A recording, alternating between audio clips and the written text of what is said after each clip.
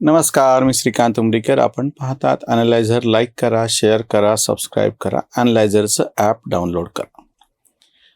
परवा दिल्लीला जो प्रकार घडला आणि त्याच्यावरच्या प्रतिक्रिया इतक्या म्हणजे काय गंमतशीर अशा उडालेल्या आहेत. राष्ट्रपती भवनामध्ये म्हणजे राष्ट्रपती भवन, त्याच्यानंतर संसद भवन, हे जे सगळ्या जुन्या इमारतीचं बांधकाम ज्यांनी केलं होतं तो आर्किटेक्ट ल्युटन्स. त्याच्यामुळे त्याला ल्युटन्स दिल्ली असं म्हटलं जायचं किंवा ल्युटन्स लॉबी आपण जो शब्द वापरतो, त्याचा एक प्रत्यक्ष पुतळा राष्ट्रपती भवनामध्ये होता. खरं तर हा ल्युटन्स कट्टर भारत विरोधी म्हणा किंवा भारतीयांच्या नावानं इतके द्वेषपूर्ण वक्तव्य, त्याची लिखाणे किंवा ह्यांना कसं तो क्षुद्र कसपटासम समजत होता, हे त्याच्या प्रत्यक्ष लिखाणातून समोर आलेले. त्या ल्युटन्सनी, तो फक्त एक आर्किटेक्ट होता, तो काही त्या दिल्लीचा निर्माता लगेच त्यानं दिल्ली निर्माण केली काय नाही. त्याला त्याच्या मालकाने म्हणजे इंग्रजांनी सांगितलं, त्या आर्किटेक्ट त्याच्याबद्दलची एक कृतज्ञता, त्यानं बांधकामं केली, चांगली बांधकामं केली, सौंदर्यपूर्ण केली, हे आपण समजू शकतो. पण याचा अर्थ असा होत नाही ना तो कोणी दिल्लीचा निर्माता आहे म्हणून. आणि हे तर फक्त नवी दिल्लीतल्या काही बांधकामापुरते. दिल्लीचा किती जुना इतिहास आहे, महाभारत काळापासून दिल्ली आणि तो परिसर सगळा, इंद्रप्रस्थ ज्याला म्हणलं जातं. आणि ते सगळं बाजूला ठेवून आता ज्या पद्धतीनं ह्याचं उदो करत त्या ठिकाणी त्याचा पुतळा काढून बसवला कोणाचा, म्हणजे त्या सगळ्या घटनेमुळं अस्वस्थ होऊन ही जे सगळे लिब्रांडू छाती बळून घ्यायला लागलेत किंवा हे काँग्रेसवाले रडापड करायला लागलेत. चक्रवर्ती राजगोपालचारी स्वतंत्र भारताचे पहिले आणि शेवटचे समजा गव्हर्नर जनरल, कारण त्याच्यानंतर ते पदच गेलं. गव्हर्नर जनरल नावाचं जे पद होतं ते गेलं. त्याच्यानंतर राष्ट्रपती, मग निवडणुका, मग पंतप्रधान, असं जे सगळं सुरू झालं. तर ती मधली जी काळ होता त्या काळामध्ये राजगोपालचारी हे गव्हर्नर जनरल होते. त्यांचा पुतळा त्या ठिकाणी बसवला, ज्यांचा स्वतंत्र लढ्यातला अभूतपूर्व असा सहभाग आहे. स्वतंत्र पक्षाची त्यांनी स्थापना केली. त्या जे महात्मा गांधींचे नातेवाईक आहेत बरं का, जवळचे सहकारी नातेवाईक. आणि त्याला विरोध कोण करायला लागले, त्याच्या नावानं छाती कोण बडवायले, काँग्रेसवालेच. म्हणजे भाजपनी ह्यांच्या म्हणण्याप्रमाणे मोदी, अमित शहा संघ हे कसे सगळे हिंदू बाकीचे. राजगोपालचार्यांची प्रतिमा तशी काही हिंदुत्ववादी कधीच नव्हती.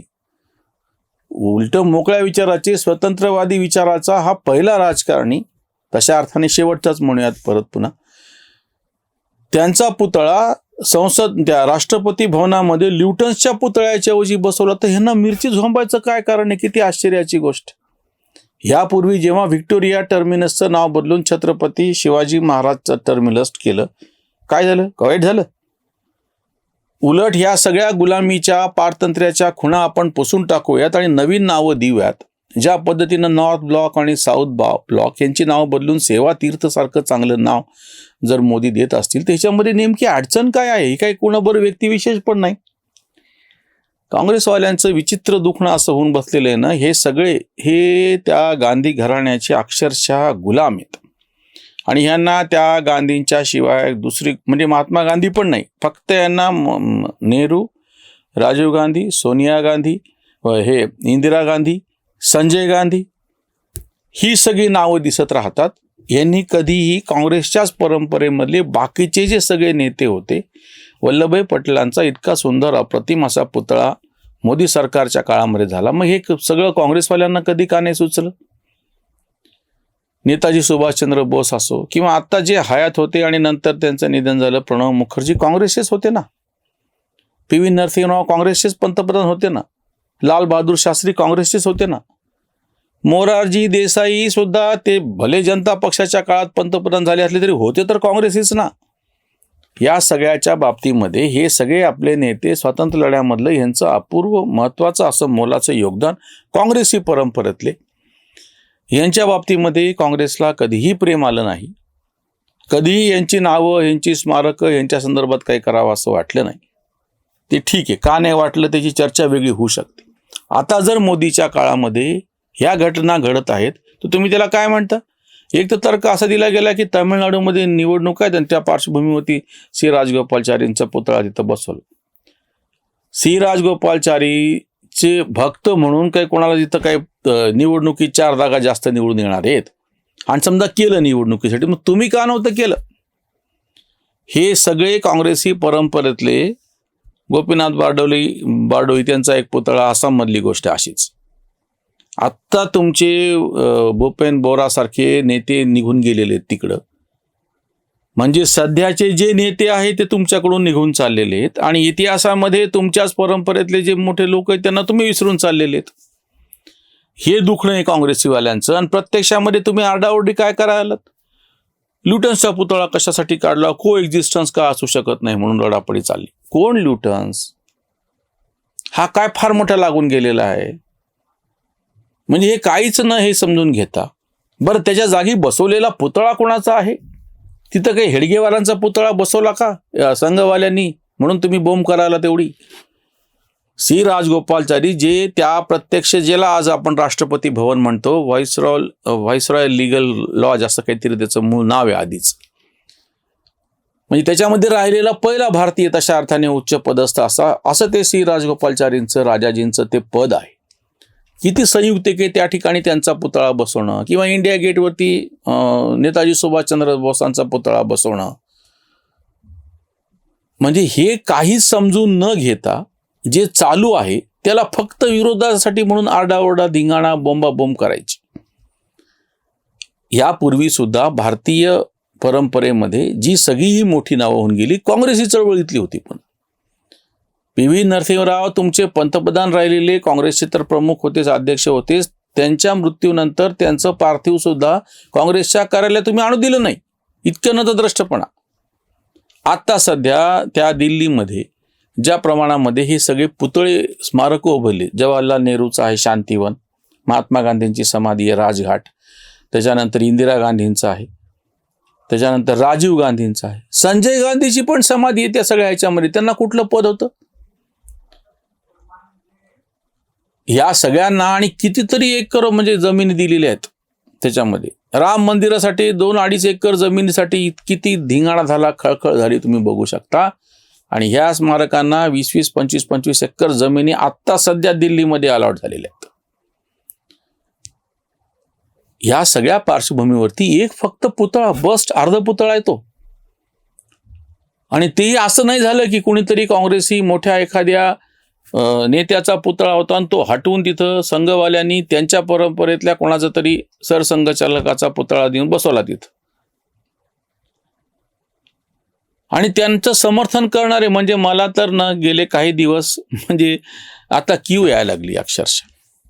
ज्या पद्धतीनं कुठलाही नंगानाच म्हणजे अक्षरशः त्या AI परिषदेमध्ये 20 तारखेला मागच्या काँग्रेसीवाल्यांनी नंगानाचच केला शर्ट काढून. त्यांनी कुठलाही नंगानाच करायचा आणि त्याचे समर्थन करणारे जी एक विचित्र अशी लॉबी सगळी बसलेली आहे. नाही त्यांची खीव येते की हे बौद्धिकदृष्ट्या म्हणजे यांचं किती सगळं संपून गेलेले, दरिद्री झालेले आहेत. त्याच्यावरची उसंतवाणी. प्रतीक होते ते गुलामीची कळा, ल्युटन्स पुतळा दिल्लीमध्ये. त्याच्या जागेवर आता चक्रवर्ती, स्वातंत्र्याची स्फूर्ती राजाजी हे. मिटवूया साऱ्या खुणा गुलामीच्या, प्रथा लाचारीच्या बंद करू. इंग्रजांच्या पुढे कशाचं झुकणे, सत्याला झाकणे कशासाठी. इंग्रज नीतीची अजून गुलामी, तयांना सलामी हीन वृत्ती. संपन्न संस्कृती विसरून गेले, हरून बसले स्वाभिमान. कांत गौरवाचा इतिहास जाणा, जपा त्याच्या खुणा सन्मानाने, जपा त्याच्या खुणा सन्मानाने. प्रचंड मोठा असा आपला इतिहास आहे. संपूर्ण भारतामध्ये सगळ्यात मोठं राजवंश कुठला आहे माहिती आहे का? हे मोगलांच्या नावानं डिमडिम वाजवतात. जिथं मी आत्ता बसलेलो आहे त्या छत्रपती संभाजीनगरचं जवळचं प्राचीन राजधानीचं शहर म्हणजे पैठण, गोदावरीच्या काठचं. इसवी सन पूर्व 230 ते इसवी सन 230 असं जवळपास 460 वर्ष.